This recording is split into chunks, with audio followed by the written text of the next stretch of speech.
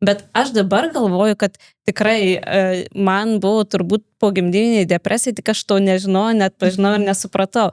Išsilavinusios, edukuotos moterys, kurios žino visus bruožus, puikiai supranta, ką reiškia sirgti pogimdyvinę depresiją ir jos gali būti tokiame etape, kur jos pačios, tarkim, negalės to įvardinti.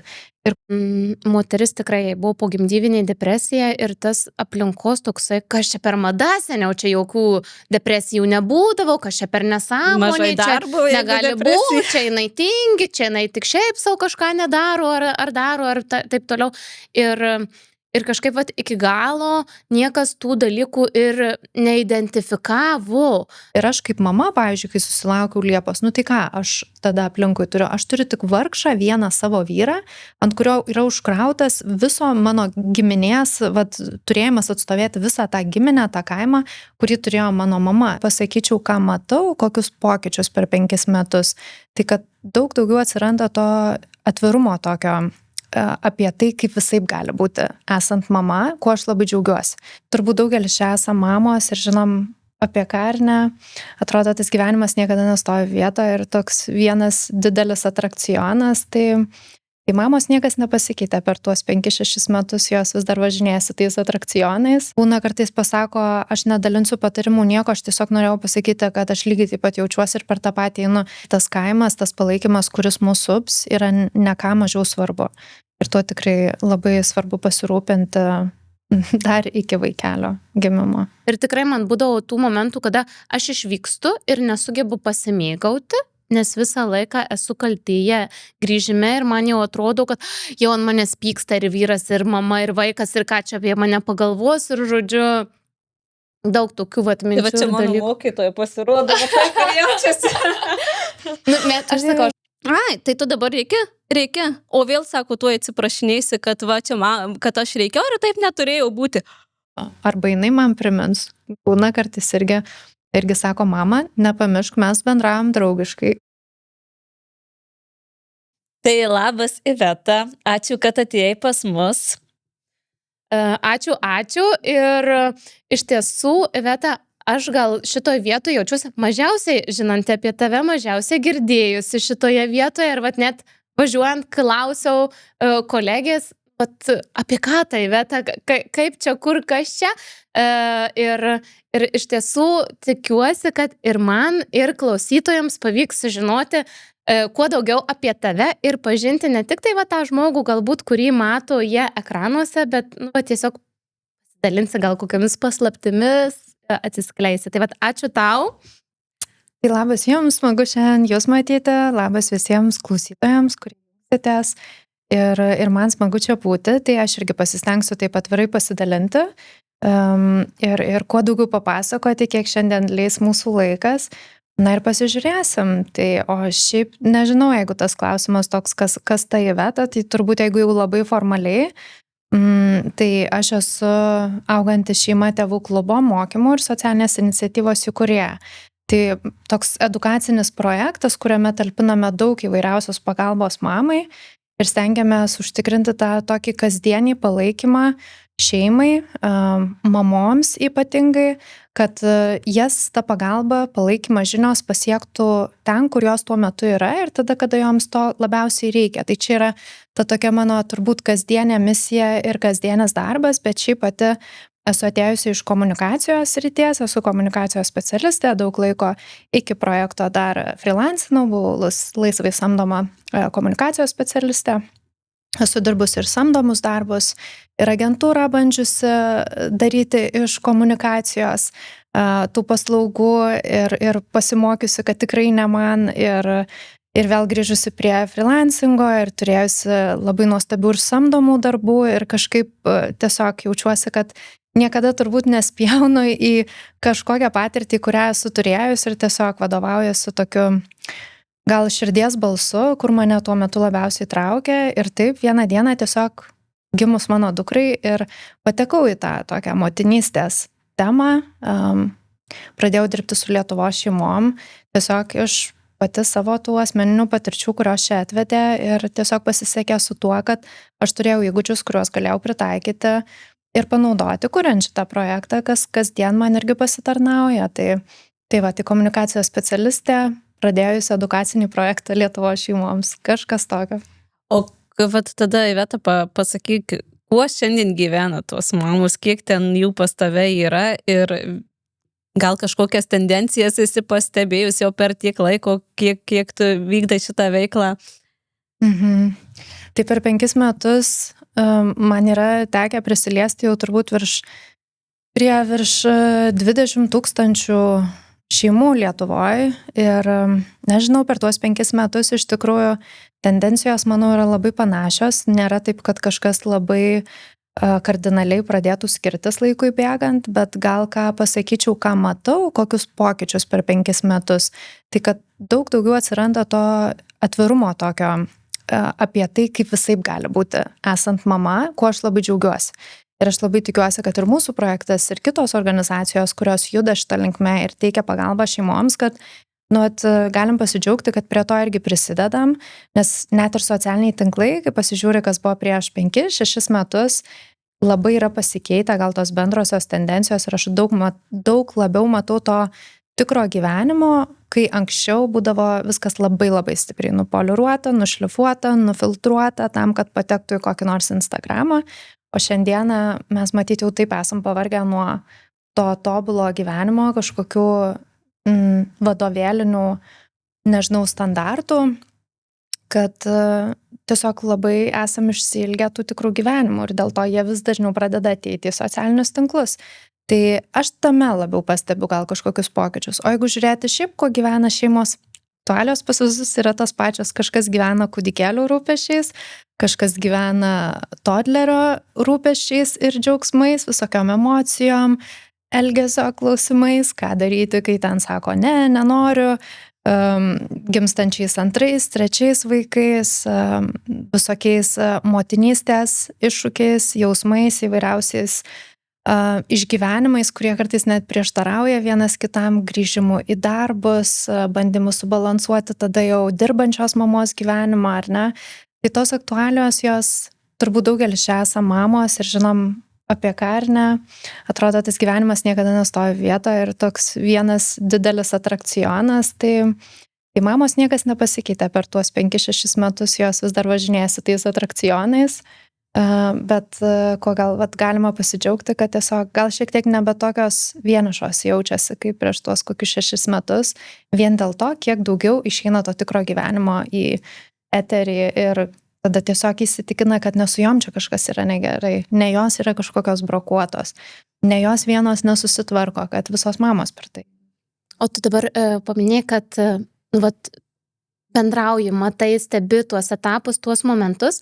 Ar esi pastebėjusi tokį momentą, kad socialiniai tinklai ir tos situacijos, kurios nėra tos tokios atviros ir kasdieninės, ar ne, kur viskas atrodo labai preciziškai, kur viskas labai gražu, moterys jau po gimdymo gražios, sportiškos, ten sveikos ir panašiai, kad turi tą neigiamą įtaką. Ar tos moterys atsiveria šitoj vietoje, ar jos pasidalina, kaip tie socialiniai tinklai ir tie gražūs paveikslėliai jas veikia? Gal šitoj vietoje gali kažko pasidalinti?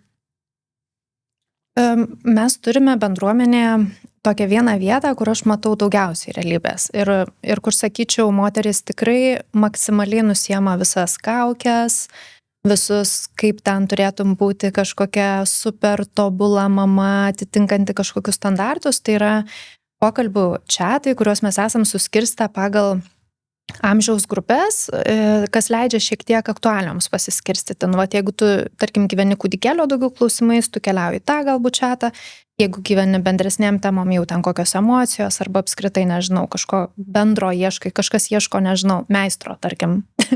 Tai labai skirtingai, bet jos pasiskirsto ir tuose pokalbiuose, tuose kanaluose moterys kartais jaučia, kad jos gali atsiverti labiau negu kartais net, tarkim, partneriui arba kažkam iš šeimos narių pasisakyti, nesvertins ar ne, galbūt nesupras, neišklausys ir po to tu su to žmogaus reakcija turės ir toliau gyventi. O čia jos kartais tiesiog išventiliuoja tai, kas pas jas vyksta ir dėl to tie pasidalinimai yra tokie ganėtinai atviri, nefiltruoti, ne kažkokie adaptuoti socialiniams tinklams. Ir Ten aš matau įvairiausių dalykų. Tikrai kartais būna, kad mamos ir pasidalina, sako, kai pasižiūri, nu, vat, kažkur išorėje, ar ne, ar tai būtų socialiniai tinklai, ar ten, nežinau, kaimynai, ar mano kažkokios draugės, ar dar kažkas. Tai kartais gali susidaryti tas toks įspūdis, kad tu vienas vat nesusitvarkai, tau vienam čia kažkokie tie iššūkiai ir pas visus kitus tai kažkaip lengviau. Bet ką aš matau iš tų pokalbių, kai moteris pasidalina ir ten parašo tas paklodės istorijos, kas pas jas vyko, nežinau, tą dieną galbūt kažkokios sudėtingos situacijos buvo, ten širdutes uždeda ir sureaguoja dešimtys, kartais, nu tikrai didelės grupės moterų, kurios būna kartais pasako, aš nedalinsiu patarimų nieko, aš tiesiog norėjau pasakyti, kad aš lygiai taip pat jaučiuosi ir per tą patį einu. Ir tai mamai tiesiog tas patvirtinimas, kad nu, vat, viskas su manim gerai, viskas galų gale su mano vaiku galbūt gerai, kuris ten parduotuvėje ant žemės krito, arba dar kažkas tai, nežinau, ne pagal standartus ar neįvyko. Ir jos tiesiog legalizuoja turbūt, nu, vat, viską, kas vyksta pas jas gyvenime, ar ne? Ir aišku, mes čia nekalbam gal apie kažkokius kraštutinumus, nes būna tikrai vairių situacijų, kur mamos būna ir pačios vienos kitas nukreipia, tarkim, na, nežinau, jeigu kažkokiu, jau beskaitant, atrodo, kad mama tikrai yra labai dideliai duobėjai emociškai ir kad tai nebėra tiesiog normalūs pabangavimai, kad galbūt tos emocijos jų yra tokios intensyvokos, tai būna kartais jos pasidalina savo patirtim, kad, pavyzdžiui, aš kaip panašiai jaučiausi, pavyzdžiui, nuėjau pas psichologą pasikalbėti, man labai padėjo, ar ne, vat gal pabandykit, nežinau, tėvų liniją, tarkim, paskambinti, ten nuostabus psichologai dirba, kur ir išklausys, o jeigu jauti, kad tau nejauku, tarkim, skambinti, galima ten ir parašyti, ar ne. Tai aš kažkaip matydama, nu, vat, apie ką jos kalba, manau, kad tik savo pasitvirtinu, kad socialiniai tinklai gerėja tą situaciją, bet ten vis tiek yra dar daug to dirbtinumo ir labai svarbu savo su kažkokia forma iš vis turėti vietą, kur tu galėtum pabūti tą tokia mama, kokia tu esi. Ne kažkokias kaukes užsidėjus, ne kažkokius ten tuos apsistačius sienom, vat kaip čia standartais, kaip reikėtų, kad tu galėtum atsipalaiduoti ir be jokių pasiteisinimų, be nieko, negalvojant apie tai, ką kažkas gali po to pasakyti, tiesiog išventiliuoti tai, kas pas tave vyksta. Tai kažkam tai bus galbūt nuostabios draugės, gal kažkas turės, gal kažkas turi fantastišką mamą, su kuria labai artimas ryšys ir su ją galės pasidalinti. Gal kažkas eis, nežinau, atskambins į tėvų liniją, gal kažkas turės savo ten kokių nors gruodinukų grupę, kur, nežinau, gal jūs ten labai fainas mamas susirinkę, jos visos labai palaikančios ir ten turit savo erdvę. Nesvarbu, kas tai būtų, bet man atrodo, kad kiekvienai mamai tai yra praktiškai gyvybės klausimas yra kažką tokio turėti, nes jeigu to nėra, anksčiau ar vėliau pradeda labai akumuliuotis visą tai, ką mes ten užgniaužiam, ką bandom nušlifuoti, nufiltruoti ir taip toliau. Ir tai išeina tokiais jau tada labai dideliam problemom ir labai dideliam duobėm, visokiais perdegimais, nežinau, pykčio priepuoliais, įvairiausiais tokiais dalykais, kurių mes galėjom išvengti, jeigu tik būtumėm turėję tą tokį kaimą šalia. Tai vat kažkam tokia bendruomenė kaip mūsų yra ta vieta, kur tu, nu vat jeigu tu neturi nieko, su kuo galėtum pasikalbėti, tai bent jau tokiu formatu virtualiai tu gali turėti tą savo kaimą. Yra ir gyvų susitikimų, kur būna susitinkam ten su mamom, su šeimom, prisijungia ir tėčiai, aš gaunu galimybę tada vat pamatyti ir skirtingas pusės tos visos šeimos dinamikos. Tai kiekviena atsirenka, kas jai yra aktualu ir kas praverčia, bet kodėl mes apskritai darom tarkim, kažkokius gyvus susitikimus ten Vilniuje, vien tik turiu mintyje, kodėl nedarom kažkokių mokymų tik tais gyvai. Nes mamoms kartais, nu turbūt jūs irgi sutiksit, vaiką aprengti kombinezonu, iškrapštyti iš namų yra ką veikti, ar ne? Ir tu ten po prakaitų išeini ir galvoji, aš daugiau iš visų tų namų noriu nebeišeiti. Jeigu vat kiekvieną kartą bus tokia kančia ir tiek reikės praeiti, kad aš iš vis pro tas duris išeičiau. Tai kartais viskas, ko tau reikia, yra, kad pas tave ateitų tie, kurių tau reikia, ar ne? Dėl kurių tu tą kombinezoną ten bandai užmuturiuoti ir dėl to mes daug visko organizuojam, kad ta pagalba ateitų pas mamą ten, kur jie yra, tai reiškia virtualiai, ten jungiasi mamos ir žindydamos, ir migdydamos, kažkas vieną ranką į čiatą rašo, kažkas įsijungia garsą ten migdydamos ir bando kažką papasakoti ir pasakyti, kai kurios stumant vežimą, gaminant skalbinius, lankstant, vairuojant darbe per pertraukėlę, jos tiesiog jos ima kiekvieną galimybę, kurią turi ir jungiasi iš ten, kur yra, kas man atrodo labai svarbu, kad mama turėtų tokių erdvių. Tai nesvarbu, kur esat, ką darot, jeigu esat mama, mano didžiausias palinkėjimas yra paieškoti, kaip susikurti tą kaimą. Ypač jeigu kas nors šiuo metu dar tik būsit mamos, laukiatės ir galvojat, ką ruoštis, tai ne tik tas kūdikio kraitelis, bet ir tas kaimas, tas palaikymas, kuris mūsų sups, yra ne ką mažiau svarbu.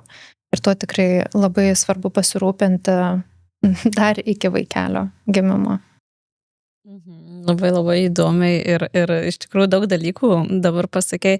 Pavyzdžiui, mano pačios tai iš tikrųjų du vaikai, 2 dekretai, gal taip galiu pavadinti, buvo labai skirtingi. Vienas buvo pirmasis, kur aš buvau tik mama, bet išėjau iš samdomų darbų ir buvau mama ir turėjau labai daug laiko su vaikučiu. Paskui antras buvo, nežinau, labai daug dalykų neprisimenu, nes buvo viskas kosmose, nuosavoj veikloj ir su vaiku ant rankų ir patalpų įrenginėjime, kaip tau pasakau, mokymų ar ne, ir ten vaikas už sienos arba Alina supuoja, o aš paskaitą vedu, žinai, ten visokių buvo dalykų ir labai buvo skirtingi momentai, bet man, pavyzdžiui, pirmoji motinystė, kur atrodo viskas buvo daug kartų ramiau, man buvo daug sunkesnė. Aš nežinau, gal kad pirmoji, gal čia irgi buvo tas momentas, bet aš dabar galvoju, kad tikrai man buvo turbūt pogimdyvinė depresija, tik aš to nežinau, net pažinau ir nesupratau, nes kamau įvairiausi klausimai. Tai kaip čia, aš jau mama, ojei, aš gal per jauna, oi, čia viską dar veikia gyvenime, ten į darbus eina, ten gražius pasipuošiau, aš su kuodu, puodais ir vaiku ant rankų. Kiek tau metų buvo? Man buvo 24, kai aš jau turėjau, ką tik buvo su jie, tai, žodžiu, buvo tas tikrai, nežinau, iš kur, gal iš aplinkos buvo lūkesčių, kad tu turėjai kaip ir neblogą darbą ir čia galėjai gal tęsti, o čia atsirado, žinai, vaikutis, tai, žodžiu, tokių daug dalykų, ką dabar, apskritai yra iš aplinkos, kas irgi turbūt pirmą kartą mamom, ar ne, iš darželių, iš aplinkos, aš tiek prisėmiau daug visokių dalykų ir nuomonių ir aš galvoju, kad aš nieko čia nemoku. Visiškai nemoku auginti, nieko gero nebus ir vienu žodžiu, dabar aš jau su antru vaiku, arba nežinau, kas atsitiko, kad atsirado gal šiaip daugiau pasitikėjimų savim, jau man kas ką komentuoja, ką tu ten netaip darai, tai 100 metų. Tai iš tikrųjų, aš irgi galvoju, mano situacijoje irgi man padėjo iš to išlipti psichologija, nes jau vyras sakė, žinok, jau neina su tam susitvarkyti, tai viskas, ką tu kalbi, tai žinok, čia, tikrai turi mamos kreiptis, kalbėtis nuo pat pradžių ir rodyti tą savo sunkumus ir visus dalykus, nes čia labai labai didelis dalykas, gyvenimas apsiverčia aukštyn kojom absoliučiai. Tai aš irgi tikrai pasidalinu tuo, kad tame gyvenau ir, tai ištemti be pagalbos, tai nežinau kaip. Aš irgi dabar klausau ir aplinkoje turėjomės vieną artimą situaciją, kada moteris tikrai buvo pogimdyvinė depresija ir tas aplinkos toksai, kas čia per mada, seniau čia jokių depresijų nebūdavo, kas čia per nesąmonė, čia negali būti, čia jinai tingi, čia jinai tik šiaip savo kažką nedaro ar daro, ar taip toliau. Ir kažkaip iki galo niekas tų dalykų ir neidentifikavo. Ir kadangi mes irgi stengiamės podcastų metu duoti kažkokiu kuo daugiau patarimų, kuo daugiau žingsnių, kuo daugiau žinių, kad žmonės pasidalintų, tai galbūt tu jau turi atrinkusi keletą tų tokių momentų, žingsnių ir etapų, tų raudonų tokių lempelių, kada aplinkai suprasti, kad tai moteriai reikia pagalbos. Galbūt ji pati to nepripažįsta, gal aplinka nesupranta, galbūt tai pamatys, nežinau, draugė ir rekomenduos. Kokie tie momentai yra, kada reikėtų atkreipti dėmesį, kad reikia pagalbos tam žmogui? Viena labai tokia gera vieta, kur, jeigu kažkas tikrai ieškosit ir norit pasiruošti, tai sakyčiau, pogimdyvinės depresijos centras yra tokia organizacija, kuri nuolatos labai sistemingai dirba būtent su moterim, mamom, kurios išgyvena pogimdyvinę depresiją. Tai kas galbūt ieškosite tų tokių, jau sąrašo raudonų vėliavų, kad aš kažko nesuklyščiau ar nepasakyčiau ne taip, tai siūlyčiau pradėti nuo ten. Ir ten šiaip yra ir visa pagalbos sistema, jeigu mama jau jaučia, kad, tarkim, kažkas galbūt jau ne visai taip, arba, tarkim, šeimos nariai, ar ne?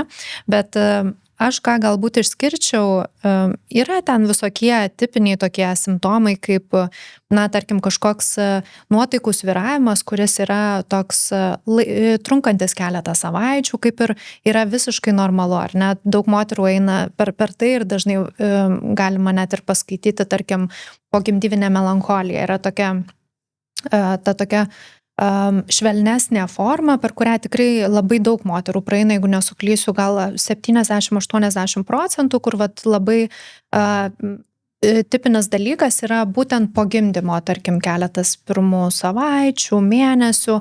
Vėlgi, nenoriu labai kažko suklysti tiksliai įvardinant, bet jeigu tai yra tokie ganėtinai laikini etapai, kaip kelios savaitės, jeigu tie bangavimai tokie užeina, praeina, jie nėra ypatingai stiprus, tokie viskas lyg ir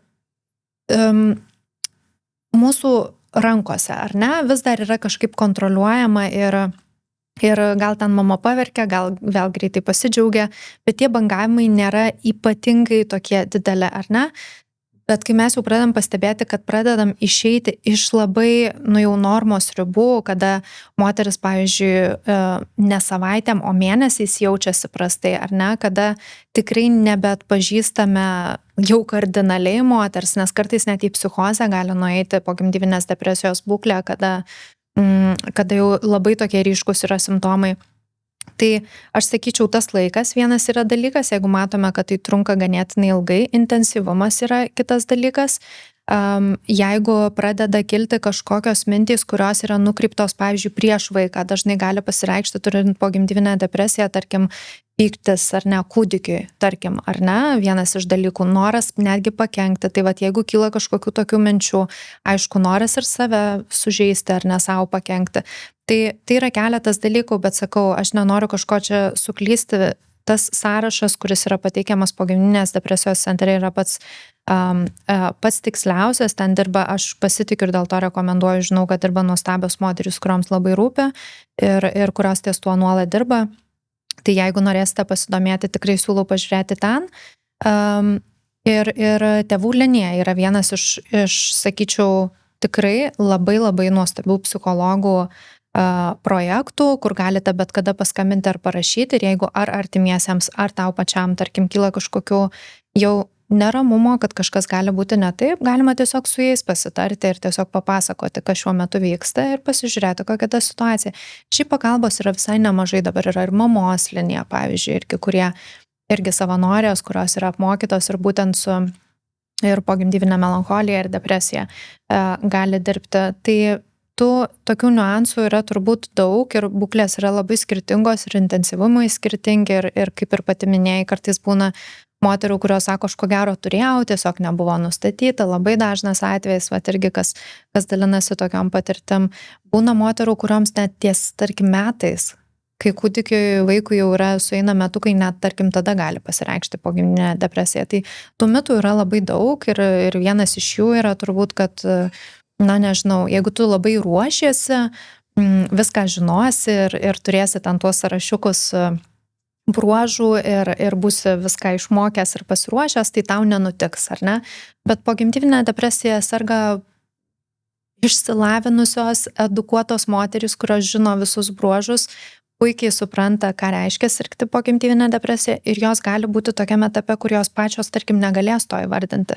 Ir ką galės įvardinti labiau gal artimas žmogus, kuris puikiai pažįsta tą moterį ir mato, kad jau, čia jau nebėra tie svyravimai normos ribose, kad tai užtrunka ilgiau, intensyviau yra. Ir tada jau tiesiog kreipiamės pagalbos ir žiūrim, ar ne. Tai tam pačiam pogimdyvinės depresijos centre galite matyti, tam bus įvardintos rizikos, tarkim, tam tikros, jeigu, pavyzdžiui, esate iki tol turėję, tarkim, depresiją nustatytą arba, yra polinkis į tai, irgi kažkoks gali būti rizikos veiksnys, dėl ko gali ir pogimdyvinė depresija pasireikšti. Tai ir daugeliu iš tikrųjų tie bruožai, kas irgi gal klaidingai yra manyti, kad tik gimus vaikeliu pamatysiu, daugam pasireiškia jau nėštumo metu. Ir tai reiškia, kad artimiesiems labai svarbu stebėti dar besilaukiančią moterį. Aš dabar klausiau tavęs irgi apie tas pagalbos priemonės ir prisiminiau situaciją, kad irgi dalinos aplinkoje mama, situacija yra apie tai, kad dabar, tarkim, vaikų teisės yra tas organas, kuris labai gina vaikus, kur mamos kartais bijo net paskambinti, bijo nuvykti į ligoninę, nes iškart žino, kad ta institucija įsitrauks ir, žodžiu, galbūt kažkas bus negerai.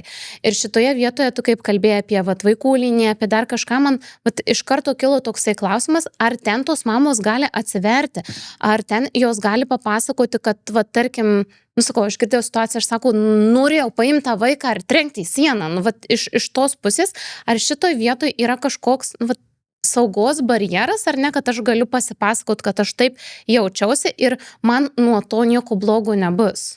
Ar neperduos mano tos žinutės vaikų teisėms? Į tėvų liniją jūs skambinate anonimiškai, tai galite parašyti irgi, aš nesu tikra, galbūt ten yra kokia nors forma, kur galima parašyti, bet jeigu neklystu, tai skambinat anonimiškai, ar ne? Čia tas saugiklis iš karto gali būti, kad jūs bendraujate ir nenoriu vėlgi kažko suklysti, reikėtų pasižiūrėti čia tiksliau, bet ko gero, kad dalinatės kontaktais tik tada, jeigu pačios nusprendžiat, kad norit dalintis. Tai ta pagalba, jos tikrai yra būdų ir, jeigu labai jau kyla kažkoks nerimas ir baimės dėl organizacijų, tai yra būdų kaip ir anonimiškai galima bandyti pateikti tą savo situaciją ir gauti pagalbos.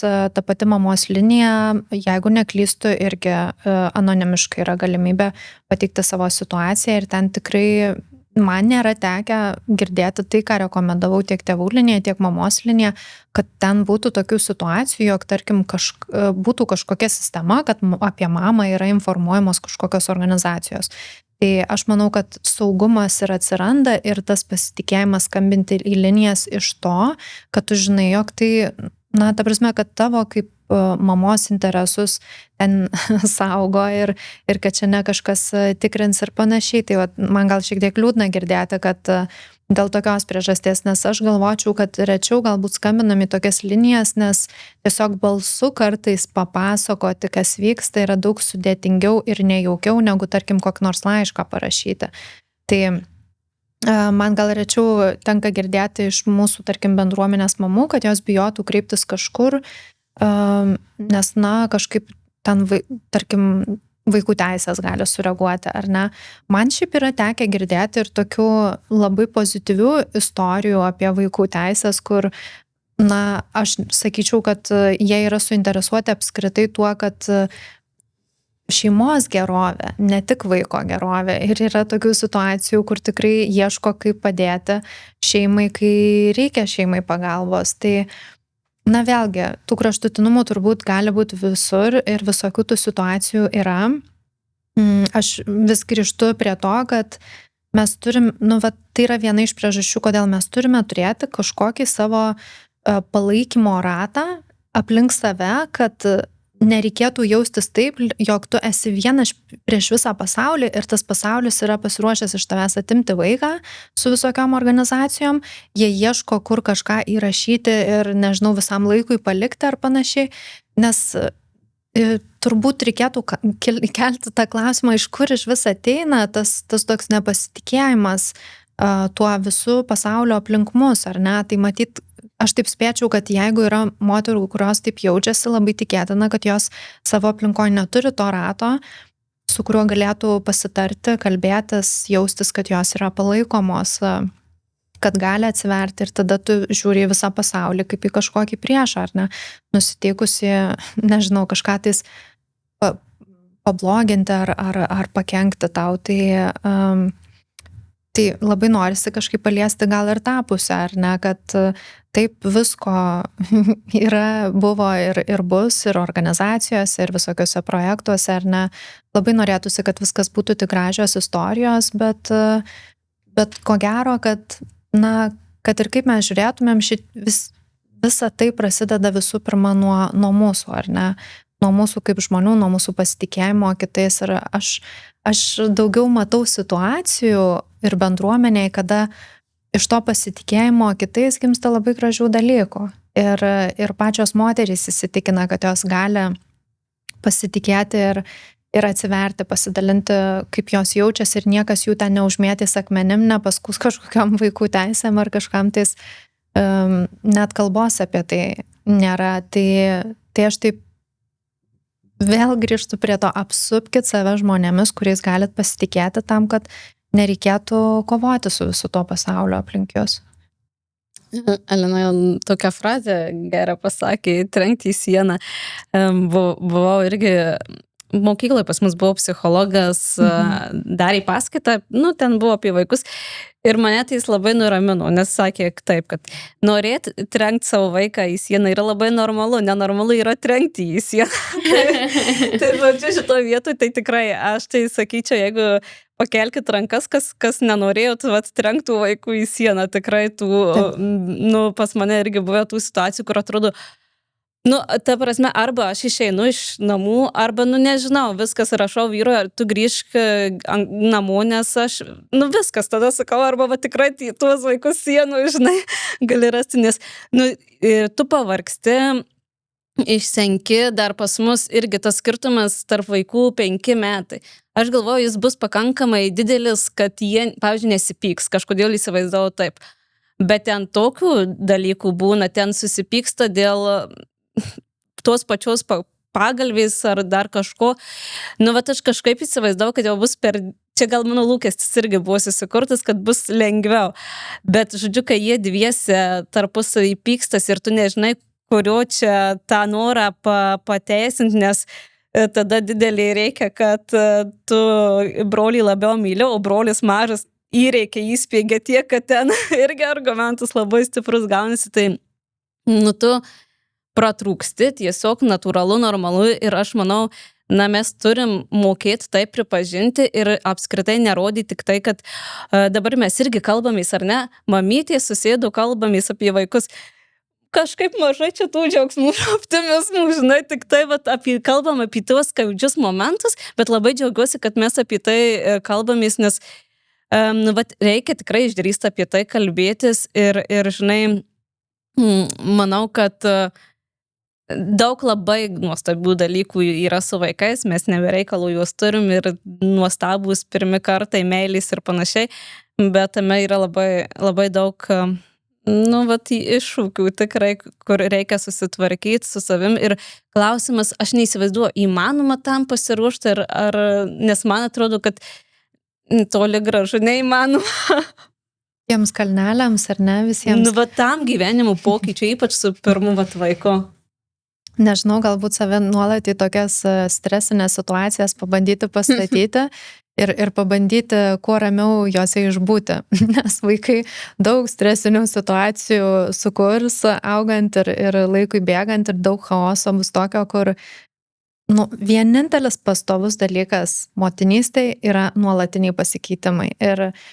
Ir aš, pavyzdžiui, kai irgi galvoju apie save ir tą perfekcionistę, kurią atėjo į motinystę, galvodama, kad tu viską gali gyvenime kažkaip susistruktūrizuoti, ten susidėlioti ir galų gale viskas bus gerai ir viskas bus sustiguota, reikia tik pakankamai pastangų įdėti.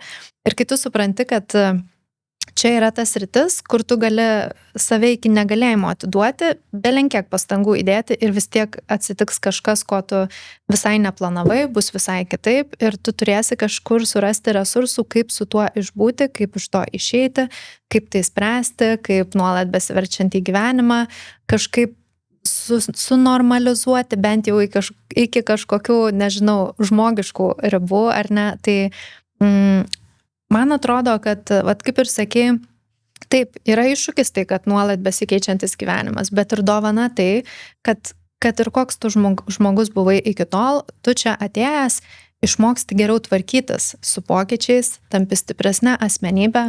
Aš nekartą esu sakius, kad man atrodo, kad motinystė mane užaugino kaip žmogų, kaip asmenybę. Man atrodo, kartais pagalvoju, vien dėl to, kad aš esu mama, aš pradėjau galvoti, kad yra praktiškai labai mažai dalykų, kurių negalėčiau išgyventi, ar ne, dabar. Nes aš jau išgyvenau bemiegės naktis, aš jau žinau, ką reiškia funkcionuoti ten su pusvalandžiu dienoj miego, aš žinau, kaip išlaviruoti, nežinau, gyvenimą, kai tavo vaikas ten 3 savaitės serga 3 dienas eina į darželį. Aš jau praėjau šitos dalykus ir aš jau nuo to jaučiuosi stipresnė. Tai yra labai daug dalykų, kurie, taip mes kalbam, iššūkiai ar ne, kažkokie sunkumai, bet jie žmogui duoda tokias dovanas gyvenimo, kurių neduos niekas kitas. Ir jeigu tu nesi mama ar tėtas, galbūt, nežinau, kokios nors kitos aplinkybės gyvenime gali irgi duoti panašios stiprybės ir tokio atsparumo sunkumams, bet motinystė tai va šito, dėl ko man atrodo, kad mamos yra nuostabios darbuotojos, nes jos gali krizinės situacijas valdyti lyg niekur nieko, užauginę vaikus ir yra labai daug dalykų, kuriuos mes gaunam, kurie yra nuostabus iš motinystės ir kuriais galima pasidžiaugti. Ir gal, sakyčiau, socialiniuose tinkluose daugiau išeina tų pasidžiaugimų, vat su jo metukai ar ne, kiek daug ten visko įvyko gražaus per tuos metus, kiek galime pasidžiaugti. Ir rečiau išeina tie tokie sunkumai ir iššūkiai, dėl ko šiandieną turbūt mums ir yra svarbiau apie tai pasikalbėti, bet kad ir kiek aš pati praėjau per 6 metus ir kiek visko išgyvenau ir kiek mane visą tai sustiprino, aš nekeičiau, aš nieko nekeičiau.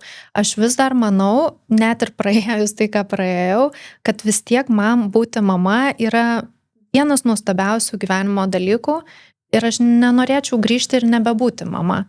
Taip, ar yra momentų, kada aš irgi ten raunuosi tos plaukus ir galvoju, aš norėčiau irgi išeiti iš tų namų, uždaryti tas duris ir bent valandėlę nebūti mama, bet aš tada būna, kad, iš tikrųjų, susirenku daiktus, kai Liepa buvo visai mažytė, buvo sunkesnių momentų, vyras mane yra iškomandiravęs viešbutį, mes gyvenam Vilniuje, aš Vilniuje pasiėmiau viešbutį, tiksliau vyras paėmė ir sako, dabar tu nakčiai išvažiuoji ir tu turi, pabūt su savim, susirinkti save, pasikraut ir grįžt atsistačius, nes viskas jau yra riba, kada ir jiem blogai, ir man blogai, ir reikia kažkam daryti pertrauką. Tai yra buvę tokių momentų, kada tu tiesioginė to žodžio prasme uždarai duris ir truputėlį išeini nebūti mama, ar ne? Čia reikia mamą išvežti tiesiog.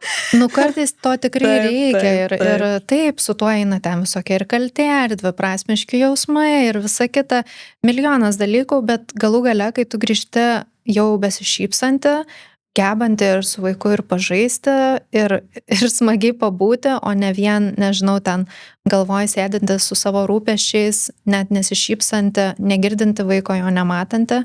Tai yra 2 skirtingos mamos, galinčios labai skirtingus dalykus duoti vaikui, ar ne? Arba tą liūdną, piktą, pavargusią, nusiplakusią iki negalėjimo mamą, arba mamą, kuris šypsosi, kuriai smagu su tuo vaiku būti ir kuris jaučia tą skirtumą, labai gerai jaučia. Tai aš visada, kai su mamom išeina šita kalba apie tą rūpinimąsi savim, aš visada grįžtu prie to, kad koks skirtumas, jeigu jūs visą dieną sėdit namuose ir jaučiatės iki negalėjimo blogai, bet praleidžiat su vaiku visą dieną. Ar tai iš tikrųjų duoda daugiau negu, nežinau, mama, kuri, tarkim, grįžo po darbo dienos, visą dieną dirbusi, bet su šypsena, realizuojanti save, ar ne, galbūt grįžtanti su pasikrovusi tam darbe lyg po atostogų ir dabar galinti su vaiku praleisti, nežinau, pusvalandį ar valandą tokio kokybiško gero žaidimo kartu, ar ten paskaityti knygelę ar kažką, ir tas vaikas jaus, kad, ta mama šitą valandą yra tikrai su manim ir jai čia be galo smagu, ar ne? Tai aš, kai reikia rinktis tarp šitų dalykų, aš visada sakau, kad pirmiausia, mes daug kalbam apie vaikus, reikia tam viską išsiaiškinti, milijonas klausimų. dėl ko mamos ir į bendruomenę jungiasi, va, čia reikia išmokti, kaip nujungimas ar ne, arba ten primaitinimas, žindimas, visokie kūdikių raidos reikalai, bet jos pasilieka dėl savęs, nes jos supranta, kad galų gale svarbiausias žmogus ir centras iš tikrųjų motinystėje turėtų būti visų pirma ne vaikas, o aš, pasirūpinimas savim, nes aš tik tada galėsiu pasirūpinti vaiku, kai turėsiu iš ko imti ir duoti kažką tam vaikui. Tai sunku kartais tą priimti, reikia laiko, kažkam užtruks kelis mėnesius, kažkam metus, kažkas ir 10 metų vaiką augindamas nebus dar gal išmokęs tos pamokos, ar ne, ir vis dar varys ant minusinių kažkokių tais resursų. Tai skirtingą laiką galbūt užtruks tai išmokti, bet man atrodo, kad tai yra viena svarbiausių pamokų ir kodėl tu sakai, tarkim, tu buvai laimingesnė, kažkaip lengviau buvo su antru vaiku, ar ne? Ir tu sakai, man jau nebesvarbu, kad ten kažkas, nes tu statai jau save į pirmą vietą, tu rūpinasi savo poreikiais ir tada turi kaip, išbūti, nebe tai priimti į širdį ar ne kažkokius dalykus, tu susistatai ribas ir prioritetus tinkamose vietose. Bet man tas ir buvo, žinai, su pirma mergaitė, kai aš pirmą kartą į parduotuvę išėjau, nežinau, ar iki paštų, kur kai jai buvo gal 7 mėnesiai, nubėgau iki paštų, sutikau draugį ir man tu draugį sako, kas tau yra, o aš viskas be manęs ten namie, tas vaikas numirš akys, ten 20-30 minučių vaikas be manęs, kaip taip įmanoma. Ir iš tikrųjų, aš paskui atsimenu, išėjau jau į darbą, aš nuėjau į tą darbą, o Dieve, kaip tylu, meditacijos zona, ten, ta prasme, aš nesupratau, kaip gali būti taip tylu, taip ramu, tu gali kavos išgerti ir panašiai. O paskui, iš šitų dalykų, iš tikrųjų, aš pasimokiau iš Alinos, ačiū jai, kad jinai taip pamokė, tam antroji motinystėje mane vis ištraukdavo daugiau, čia mums reikia išlėkti varyti. Ir tikrai tiesa, aš jaučiu tą, kad, čia aš tuo labiau, jeigu, ne vyrui, mamai paliko, ar ne, vaiką, aš jaučiu, kad aš užkraunu savo atsakomybę, ar ne, kažkam, mane tas kamuoja, toks kaltės kažkoks jausmas, žinai, bet aš grįžtu pas tuos vaikus, aš juos taip myliu, žinai, kai jau tu būni atsitrūkus ir grįžti, tikrai laimingesnį, tai nebijot to mamom, kad ir per tą nenoriu, negaliu, jeigu atrodo, kad nenoriu, išėti, nepaliksiu čia tų vaikų, per nenorą, per prievartą, nežinau, pabėgti ir valandai, parai ar kažkiek laiko. Aš klausau ir vienos ir kitos ir aš galvoju, ir čia noriu kažką pasakyti, ir čia man tai buvo, ir man tai buvo, ir aš šitoj vietoj taip susidūriau ir iš tiesų aš pritariu, aš kažkaip pastebėjau, mes turbūt kiekvienas kažkuris iš kažko mokomės. Ir pas mane buvo ir dabar dar kartais išlenda tas kaltės jausmas. Ir aš pastebiu, kad mes daug kas su juo susiduriam. Jeigu tik tu kažkur išvažiuoji ir tarkim žinai, kad kažkuria diena nebūsi namuose, kažkur pas mus turbūt yra tas įsitikinimas, įskiepinimas ar mūsų tas noras būti su vaiku, kad mes visada su juo turime būti.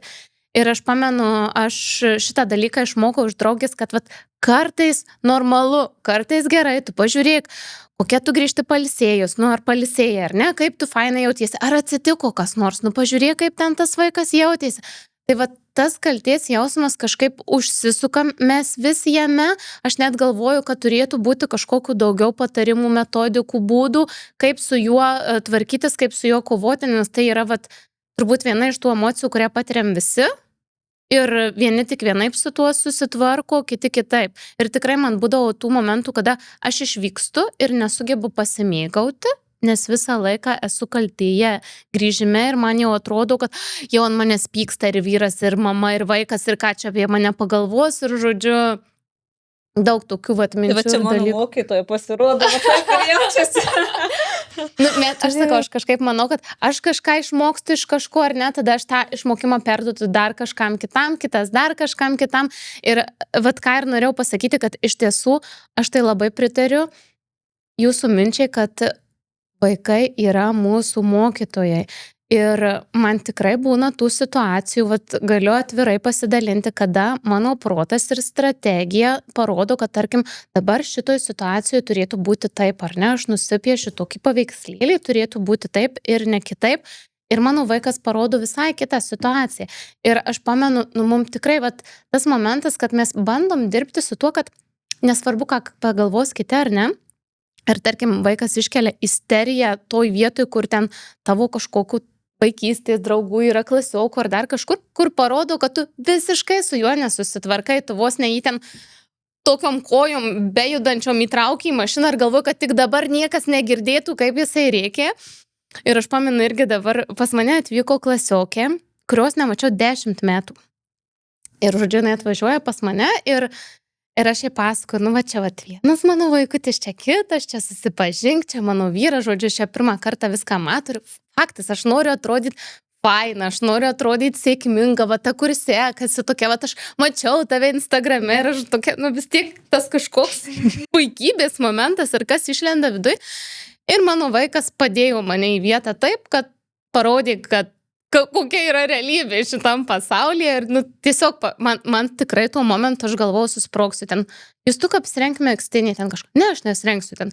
Prašau, Justukai ten apsirenk megztinį ten. Ir, ta prasme, ir aš supratau, kad tai ir yra žmogus, kuris parodo, kad tu nekontroliuoji situacijos. Tu tiesiog vaidink tu, ką nori, bandyk atrodyti, kaip nori, realybė yra tokia.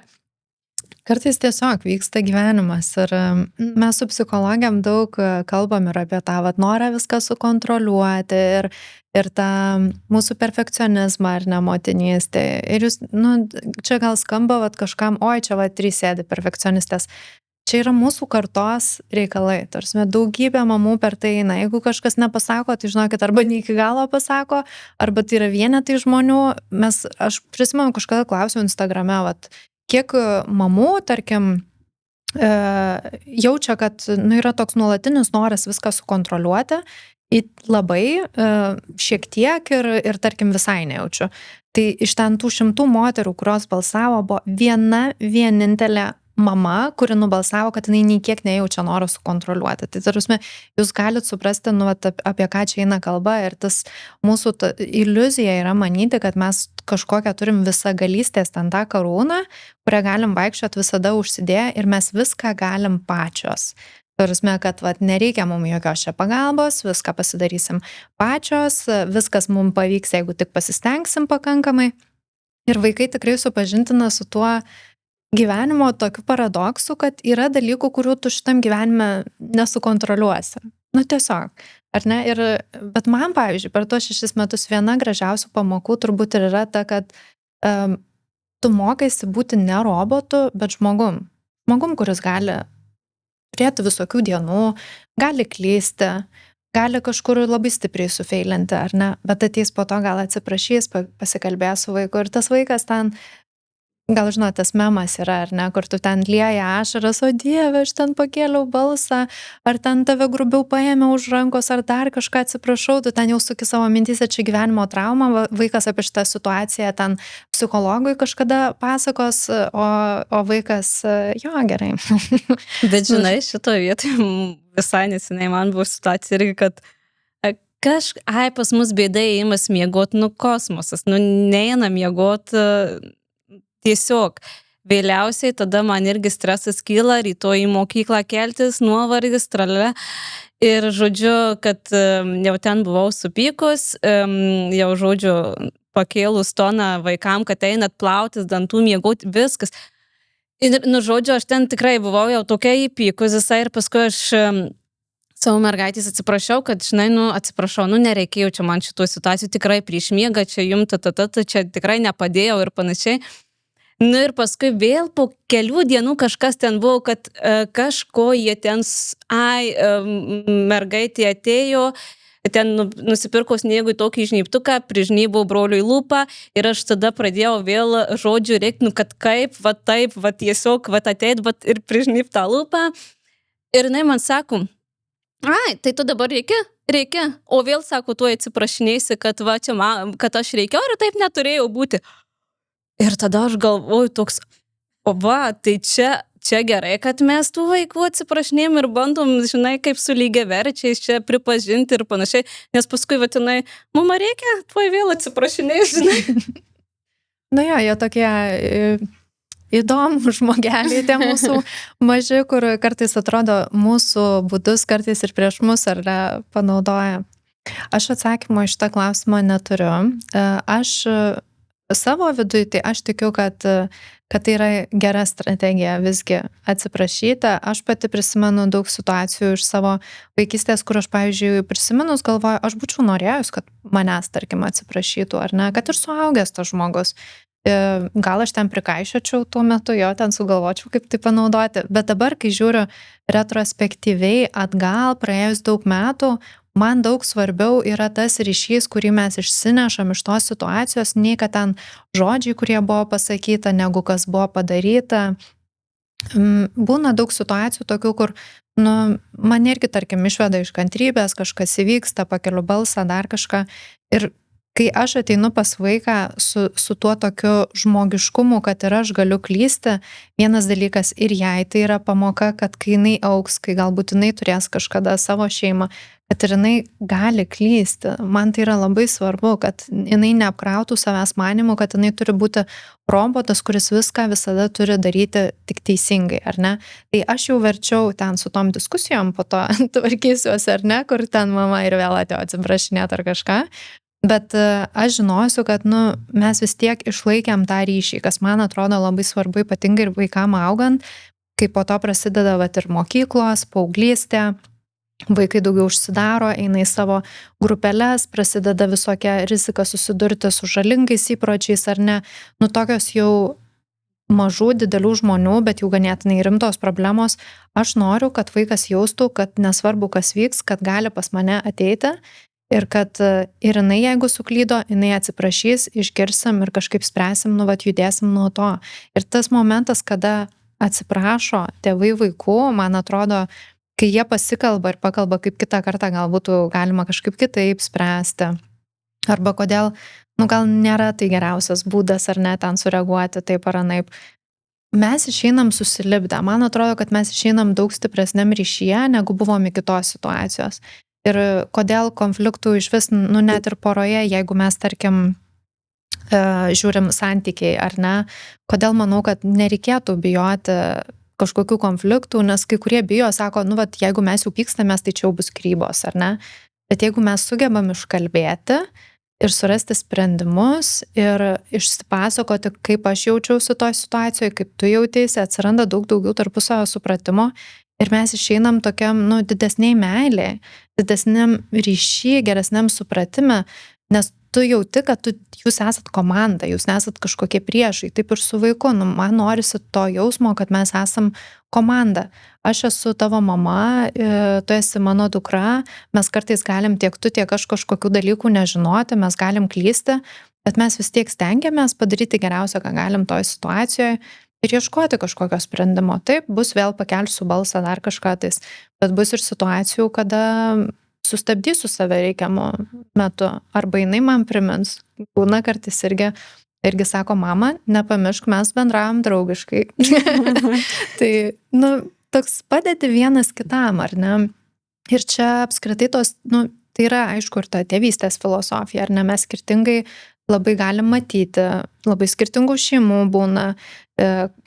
Mes ir su vyru, tarkim, jisai toks labiau linkęs, gal į senamadiškesnį auklėjimą, ar ne, mes kartais irgi turim diskusijų, bet aš kažkaip vis tiek galvoju, kad, aš kaip žmogus, aš tiesiog stengiuosi padaryti, kas yra mano galioje geriausia ir net tada, kai yra kažkokių nesutarimų dėl auklėjimo, ar ten su vyru, ar seneliais, ar dar kažkuo, aš žinau, kad man visiškai nesvarbu, kas vyksta už mano ribų, nes aš to negaliu kontroliuoti, bet aš noriu būti rami dėl to, kad, jeigu kažkas vyks pas vaiką, kad jinai visada galės ateiti ir su manim pasikalbėti ir jausti, kad nesvarbu kas, mama bus tas žmogus, kuris išklausys ir pabus su ją ir padės ją ieškoti kažkokių sprendimų. Tai aš žinau, kad man tai svarbiausia ir tai mane veda, net jeigu yra kažkokių, nesutarimų, tarkim, dėl auklėjimo ar dar kažkas.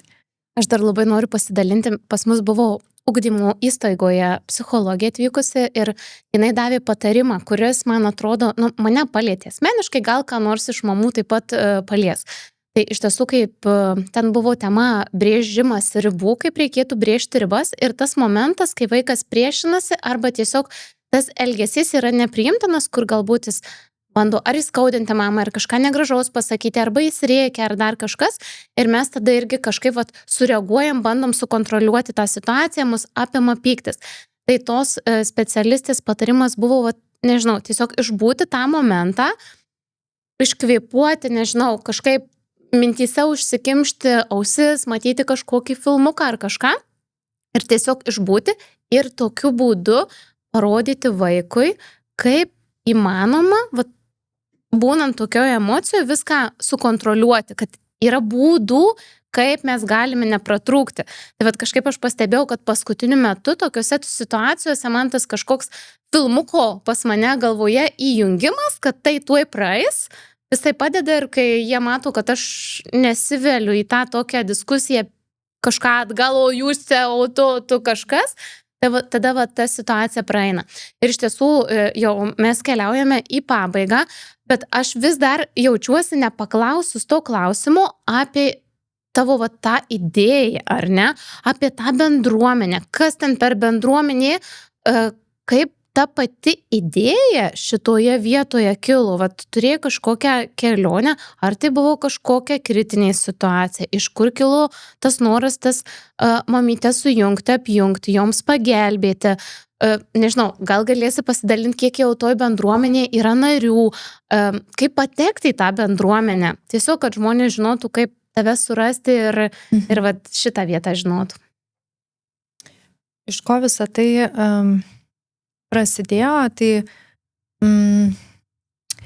kažkada neseniai kažkas klausė žurnalistų ir sakau, turbūt prasidėjo dar mano vaikystėje, nes aš kaip prisimenu savo vaikystę ir kada gyvenau Alytuj, būdama dar visai maža, ten gimiau, tai mes gyvenom tokiam Alytuj 3 kambarių bute, kur buvau aš su savo 2 sesėm, mes esam 3 sesės, mama, tėtas mano močiutė, senelės, dažnai tata atvažiuodavo, giminės visokie šalia, bet kiek rankų aplinkui mano mamą buvo, ar ne? Galima paskaičiuoti, kiek daug.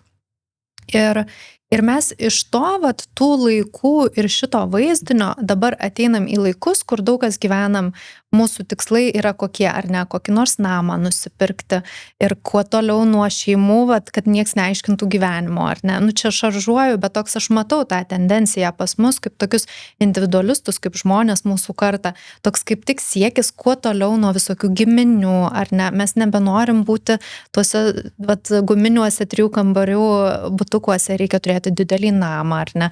Ir, apskritai namą turėti lietuviui yra kažkoks gyvenimo tikslas.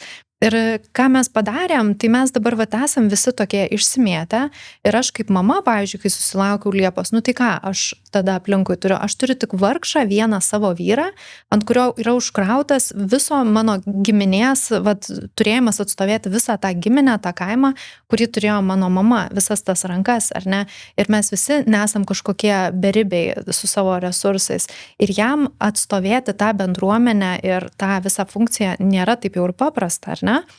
Apie ką ir psichologai kalba, kodėl mūsų kaip mamų šiuolaikinių rykštė yra tai, kad neturim bendruomenės, nes tu nebeturi tų rankų ir vyras negali tau atstovėti ir kitos ir moters draugės, ir mamos, ir močiutės, ir vyro rolės ir visa kita. Tai turbūt labiausiai tai iš to, tiesiog iš to noro turėti tą kaimą aplink save, apie ką mes ir pradžioje kalbėjom ir to svarbą, ar ne? Aš tik tapus mama pradėjau suprasti, kaip iš tikrųjų tai yra svarbu ir kokią klaidą aš dariau, bandydama gyventi tarsi kaip tik kuo skirtingesnį gyvenimą nuo to, kokį gyveno, pavyzdžiui, mano tėvai augindami mane, ar ne? Ir taip atsirado ta bendruomenė, kurioje šiai dienai yra virš 1000 šeimų iš Lietuvos ir 17 kitų šalių. Tai yra ir daug užsienio lietuvių mamų, kurios jungiasi, vėlgi, nes virtualus tas elementas labai dėkinga. Tai čia vyksta kiekvieną mėnesį tokia kaip mėnesio programa, mes vis sugalvojam naujus pokalbius, naujas temas, kuriuos organizuojame, yra virš 150 mokymų biblioteka, kur galima jungtis ir tiesiog vaiko visokie klausimai techniniai ar ne, surasti su psichologėmis, daug visko yra klausimų atsakymų sesijos, kur galima klausti specialistų, budinti specialistai, virš 20 jų gydytojai, kur gali pasitarti, jeigu kažkas jau labai neramina. pokalbiai tarp mamų, susitikimai ir per Zoomą, ir gyvi Vilniuje, Kaune, ir pabėgimai mamoms, ir knygų klubas, ir treniruotės. Ir ten tiesiog yra gyvas organizmas, kurį diktuoja būtent pati bendruomenė. Mums norisi, reikia to, aš tada sėdu ir galvoju, kaip visą tai suorganizuoti ir įgyvendinti bendruomenėje su resursais, kuriuos mes turim. Tai aš esu dėkinga už tą visą bendruomenę, tą virš 1000 mūsų mamų kaimą, nes tai, kad jos čia yra, kad jos būrėsi ir suteikia galimybių vis daugiau tos pagalbos atnešti į bendruomenę, vis daugiau suteikti mamoms to, kas joms galėtų pagelbėti, praversti ir būti tuo palaikymu ir kaimu, kurio mes tiesiog dauguma nebeturim. Tai iš to visą tai gimė, tokia yra ta misija, tiek visko čia galite surasti, o toliau jau tiesiog auganti šeima LT, nukeliaujat, prisijungiat ir sprendžiat, ko man kaip mamai šiuo metu labiausiai reikėtų ir naudojatės tą pagalbą, kurios jums tuo metu labiausiai reikia. Tai ačiū tau už šį pokalbį. Ačiū. Net nebejoju, kad mamoms visoms bus labai įdomu išgirsti šitus dalykus. Ir ačiū tau už tą kaimą, kurį tu sukūrei toms moteriams. Ačiū tau už laiką, podcastą ir už viską. Tai ačiū jums ir jeigu bent kruopelė, kuri nors mama pasijausit normalesnė, žmogiškesnė ir kad viskas su jum gerai, tai reiškia, mano tikslas šiai dienai buvo pasiektas, tai to labiausiai ir linkiu. Ir nepamirškit apsupti save tuo kaimu ir palaikymu, nes tai tikrai yra vienas svarbiausių dalykų, kurį mes labai dažnai užmirštam. Valiau! Baigta! Puikiai.